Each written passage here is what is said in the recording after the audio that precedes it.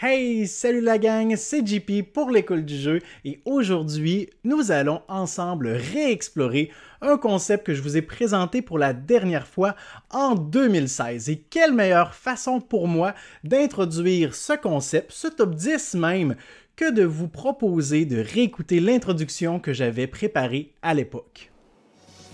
On regarde ça.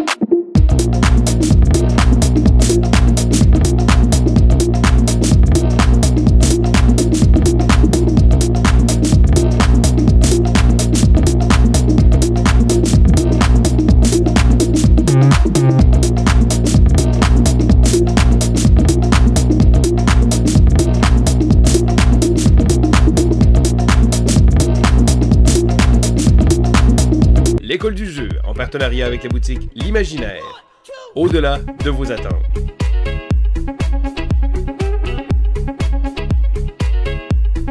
Ah, le bon vieux temps. Alors, si vous ne suiviez pas la chaîne à cette époque, vous avez plusieurs vidéos encore à découvrir. Vous irez faire l'exploration, l'excavation même des profondeurs inexplorées de la chaîne. Mais aujourd'hui, je vous propose mon top 10 des jeux coup de cœur des derniers mois, dernières années.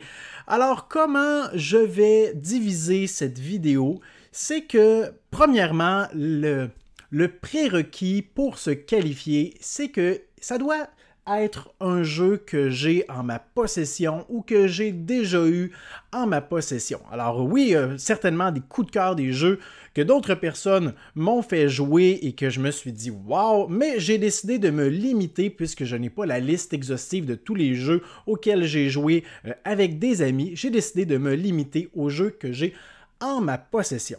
Mon top 10 contient évidemment 10 jeux, allant de la moins grande surprise, avec des guillemets, jusqu'à la plus grande surprise, le jeu auquel je ne m'attendais vraiment pas à ça. Et je vais tout de même vous proposer 2 mentions honorables dès le début de ce top. D'ailleurs, l'objectif de cette vidéo n'est pas de décrire à 100% le jeu. On va essayer de garder un concept qui est assez court, une formule assez courte. Et d'ailleurs, pour, je crois, 11 des 12 jeux dont je vais vous parler aujourd'hui, nous avons déjà proposé du contenu pour vous en parler, pour vous les faire découvrir. Alors, vous pourrez consulter la description sous la vidéo pour aller tout simplement consulter le contenu qui vous intéresse. Alors maintenant, on est prêt à plonger dans ce top 10. Laissez-moi un pouce vers le haut. Et maintenant que c'est fait, commençons avec mes mentions honorables. La première mention honorable est un jeu qui, selon moi, aurait mérité une place beaucoup plus loin, beaucoup plus avancée dans mon top 10, des surprises, des coups de cœur. Par contre, et je fais une petite parenthèse, par contre, un coup de cœur, pour moi, ça serait important que je définisse qu'est-ce que c'est. C'est un jeu pour lequel mes attentes n'étaient pas élevées. Un jeu où je ne m'attendais pas nécessairement à vivre ce type d'expérience, un jeu qui m'a radicalement surpris. Donc ce n'est pas les meilleurs jeux, vous allez constater que les jeux dont je vais vous parler ne sont pas classés en ordre du meilleur jeu ou quoi que ce soit, mais vraiment davantage en ordre de surprise pour moi, l'élément de surprise que j'ai ressenti en plongeant dans ce que le jeu avait à offrir. Et pour ma première mention honorable, eh bien je dois dire que c'est un jeu que je m'attendais à aimer beaucoup. C'était d'ailleurs l'un de mes jeux les plus attendus pour l'année 2019, mais j'ai été tout de même renversé de voir tout ce que le jeu avait à offrir. C'est un gros coup de cœur pour moi, mais puisque je m'attendais à cette expérience, j'ai décidé d'en faire ma mention honorable. Il s'agit de Sierra West. Alors, Sierra West est un jeu que j'ai vraiment apprécié, que j'ai aimé beaucoup. Les différents modules font en sorte que le jeu a beaucoup de richesse, de rejouabilité. Vraiment, ça a été une belle surprise pour moi. Mais malheureusement, puisque je m'attendais déjà à aimer le jeu, et que je l'attendais impatiemment, j'ai décidé d'en faire une mention honorable. Ma deuxième et dernière mention honorable va à un petit jeu qui est assez récent et peut-être que ce jeu aurait pu se hisser plus haut dans ma liste de coups de cœur. Par contre, je n'y ai joué qu'une seule fois et tout récemment, il s'agit de Premier Contact. Alors, Premier Contact, si on voulait le comparer à un type de jeu, ce serait évidemment Codename ou Decrypto. On a deux équipes qui s'affrontent, d'un côté les extraterrestres, de l'autre côté les humains, et on a une barrière, un conflit langagier, une barrière de langage. Les humains et les extraterrestres ne sont pas capables de communiquer.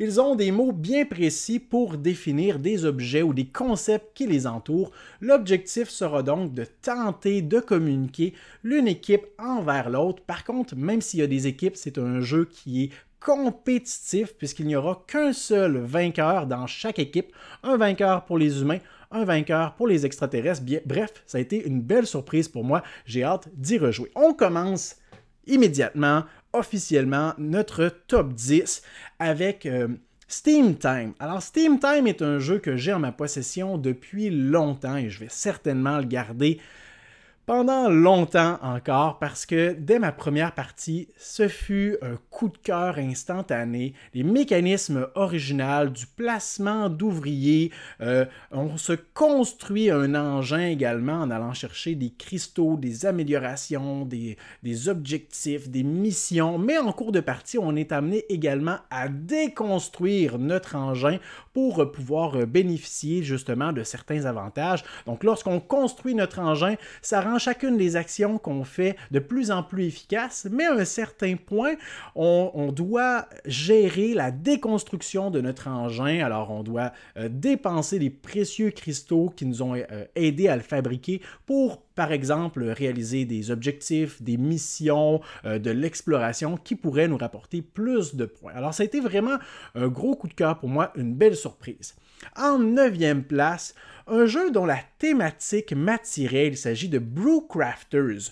Je vous en ai déjà parlé sur la chaîne, comme d'ailleurs presque tous les jeux dont je vais parler aujourd'hui, mais il s'agissait d'un jeu que la thématique m'intriguait puisqu'on est amené à gérer une microbrasserie, le brassage de notre bière, la préparation, la vente de celle-ci, la disposition également de notre entreprise, les différentes sections que nous allons bâtir, la gestion du personnel, mais d'un point de vue mécanique, ce qui a été pour moi un coup de cœur, c'est qu'à l'époque, je cherchais à savoir si je faisais l'acquisition de Caverna, qui est un jeu que j'aimais beaucoup, beaucoup, beaucoup, et quand j'ai joué à Brewcrafters, j'ai perdu complètement l'envie de faire l'acquisition de Caverna parce que pour moi, Brewcrafters vient recréer un peu tout l'aspect de gestion de Caverna, mais dans une thématique plus originale, plus rafraîchissante, bière, bref.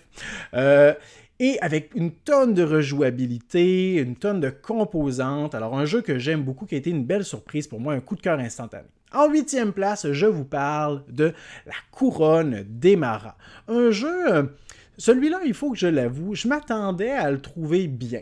Je m'attendais à le trouver bien parce que c'est un jeu euro, mais plein de petits mécanismes qui viennent s'embriquer et c'est ce qui m'a surpris. C'est ce qui a créé pour moi un coup de cœur.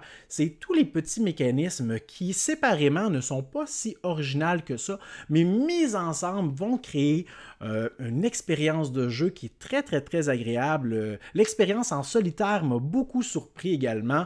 Donc, on a grosso modo, 2 plateaux qui sont modulaires, composés de chacun 4 morceaux qui vont composer des espèces de rondelles. Chacun des joueurs va avoir un travailleur sur ces rondelles et à son tour, il va pouvoir jouer une carte qui va lui donner un bénéfice dans le lieu où est-ce qu'il est et il va ensuite pouvoir, selon l'emplacement où il joue sa carte, se déplacer sur l'une des 2 rondelles pour aller effectuer l'action de l'emplacement où il termine sa course ou son déplacement. Mais il y a une tonne de choses à prendre en considération également. Un jeu qui est très, très, très rafraîchissant, qui a été pour moi un coup de cœur instantané.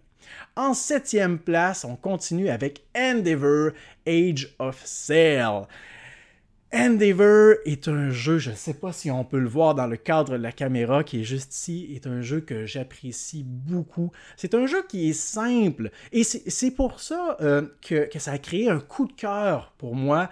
Un jeu d'une profondeur insoupçonnée, mais avec une simplicité organique. Alors le principe du jeu est très très simple, mais dès qu'on se plonge dans la partie, j'ai hâte de rejouer pour changer de stratégie, pour essayer d'aller récupérer des cartes esclavage, pour construire d'autres types de bâtiments, essayer tout simplement d'opter pour une stratégie agressive, mais surtout essayer les différents modules. Je me souviens même plus du nombre de modules qui sont proposés dans le jeu pour ajouter de nouvelles actions, de nouveaux objectifs, de nouveaux éléments à la mise en place, bref, de nouvelles expériences. Pour moi, ça a été un coup de cœur instantané.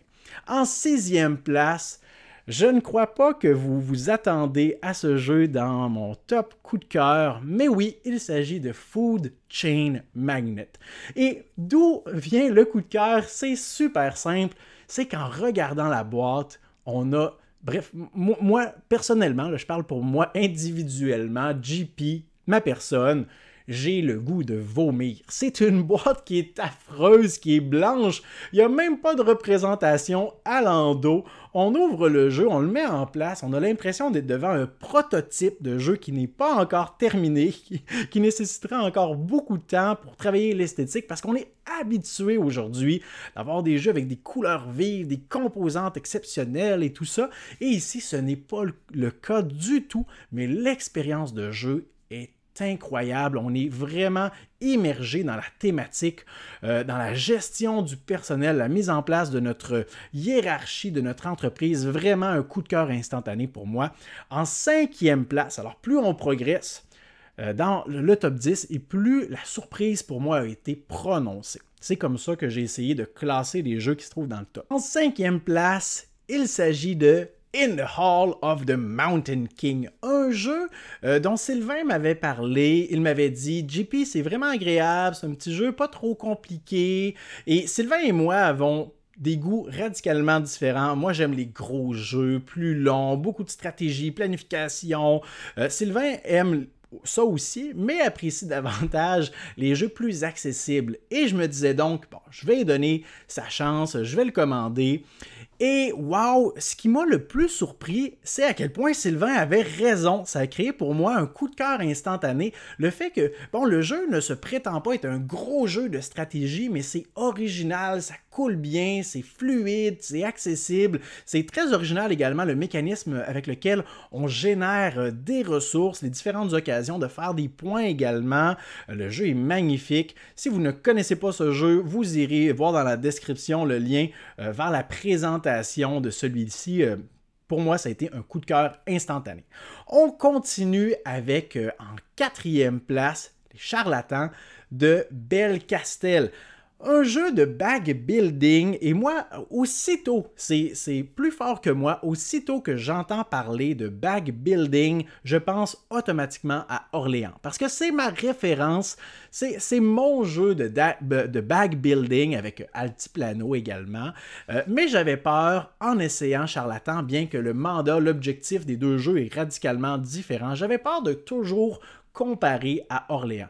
Et ce qui a causé pour moi un coup de cœur insoupçonné dans Charlatan, c'est que c'est un jeu qui m'a fait vivre toutes sortes d'émotions, de la joie, de la fierté, de la colère, de la frustration, de la crainte même. Ce moment où mon chaudron est bien garni et où j'ai la possibilité d'essayer de continuer de l'améliorer et où je décide de plonger la main dans mon sac, de sortir un jeton et oh non, c'est le seul jeton qu'il fallait absolument pas que je pioche et là mon chaudron éclate et contrairement à dans plusieurs jeux, ça ne détruit pas ma stratégie, ça va simplement limiter le bénéfice que j'aurais pu avoir. C'est un moment qui est cocasse, qui est mémorable. Alors pour ça, pour l'expérience, pour l'ambiance que Charlatan propose, ça a été un gros coup de cœur pour moi. En 3e place, il s'agit de Era, l'âge médiéval, un jeu dont Sylvain, encore une fois, m'avait parlé.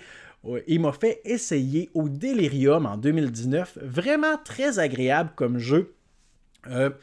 Je commence à en avoir marre un peu des jeux de roll and write. On en reparlera dans quelques instants, mais ici, parce qu'il y a tout de même des exceptions, mais ici on est dans du roll and build. Nous allons rouler des dés pour construire physiquement, de façon tridimensionnelle, un royaume avec des petites figurines, bâtiments qui vont être placés dans notre plateau. Bon, on pourrait dire toutes sortes de choses sur les couleurs et les choix esthétiques de ce plateau, mais physiquement, mécaniquement, le jeu fonctionne bien. J'aime bien le mécanisme de lancer 3D à la King of Tokyo ou Yahtzee, de lancer des dés en fait 3 fois, jusqu'à 3 fois, de pouvoir changer les résultats, de générer des ressources, mais également pouvoir générer des armes pour essayer de profiter de la situation des autres joueurs, leur voler des ressources, produire des boucliers également, des crânes qui peuvent nous mettre dans de mauvaises postures, affronter des conséquences, mais si on en obtient un bon nombre, on peut retourner ça en notre faveur. Vraiment un jeu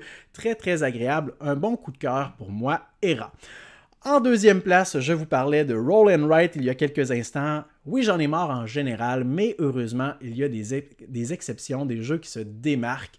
Et l'un d'entre eux, pour moi, mon jeu par excellence de Roll and Write, il s'agit de Fleet de Dice Game. Quel jeu agréable, quel jeu original également de Roll and Write, parce qu'il s'agit, selon moi, du jeu le plus gamer dans cette catégorie. L'aspect de personnalisation ici est vaste et profond. D'une part, parce que oui, d'une part et d'une autre, parce qu'on a littéralement 2 plateaux à gérer dans ce Roll and Write, 2 feuilles à personnaliser et à améliorer. D'une part, on a la possibilité d'améliorer nos bateaux, d'aller développer certains bonus également, et les améliorer pour pêcher plus de poissons qui vont donner des points en fin de partie. Chacun des bateaux a une spécialité également. D'autre part, il est possible également d'améliorer ou de débloquer nos bâtiments qui vont nous donner des améliorations, qui vont nous donner des occasions de faire des points, soit sur le champ, soit en fin de partie dans certaines circonstances. Alors, il faut constamment gérer ces 2 aspects. Le revenu également d'argent est très important également, peut nous donner des actions bonus, des actions gratuites, beaucoup de choses à prendre en considération, à gérer. Un vrai roll and write pour joueurs expérimentés. Vraiment un coup de cœur pour moi parce que j'étais sur le point de jeter l'éponge sur les Roll and Write avant ma première partie de Fleet de Dice Game. Mais pour moi, ma plus grande surprise, mon plus gros coup de cœur des derniers mois, des dernières années, peut-être l'avez-vous deviné parce que c'est un jeu dont je n'ai pas encore parlé dans ce top, il s'agit de l'île au trésor. Un jeu que Vince m'avait parlé, il m'avait dit « JP, tu vas voir, c'est un jeu qui suscite de l'intérêt, qui suscite des réactions, qui provoque des moments mémorables. » Et moi, je pensais pas à l'ambiance autour de la table quand il m'en parlait. J'imaginais déjà les défauts du jeu. C'est un jeu avec un immense plateau, des plateaux personnels également, des crayons effaçables. On doit écrire sur le plateau central. Tout le monde peut voir les informations qu'on y met. On doit écrire nos informations personnelles. Et je réfléchissais déjà, je me disais, bon, qu'est-ce qui se passe si on efface une information importante par accident sur le plateau central et tout ça. Et lorsque j'y ai joué, même pas après ma première partie, pendant ma première partie, j'ai réalisé à quel point c'était un jeu qui était riche et que, comme Vincent me l'avait dit, qui provoque de façon organique, c'est automatique des réactions. Alors, le moment où j'ai une petite goutte de sueur qui commence à me couler ici tout le long du front parce qu'un des joueurs est à quelques mètres de trouver le trésor et moi, la seule chose que je voudrais qu'il se passe, c'est qu'il déguerpisse. Alors, j'essaie de le manipuler avec du beau blabla, en pointant des informations qu'il a déjà reçues, en essayant de semer la zizanie entre les joueurs également. Le joueur qui est convaincu que le trésor se trouve à cet endroit et qui essaie de convaincre les autres joueurs d'aller fouiller ailleurs. Alors vraiment, vraiment un jeu qui va créer une ambiance agréable et c'est ce qui a créé pour moi un coup de cœur instantané avec ce titre. Pas vraiment le mécanisme du jeu original, mais à quel point ce jeu-là va créer un moment unique. Alors voilà, c'est ce qui conclut ce top 10 des jeux coup de cœur. coup de cœur, coup de cœur, coup de cœur des derniers mois ou des dernières années. J'espère que vous avez apprécié cette vidéo. Si c'est le cas, laissez-moi un pouce vers le haut. Laissez-moi également des commentaires pour m'indiquer quels sont vos jeux coup de cœur, les jeux qui ont surpassé vos attentes, les plus belles surprises des derniers mois ou des dernières années. Pour vous, laissez-moi ça dans les commentaires sous la vidéo. Et finalement, considérez vous abonner à notre chaîne si ce n'est pas déjà fait. Et moi, je vous dis merci pour votre écoute et à la prochaine. 1, 2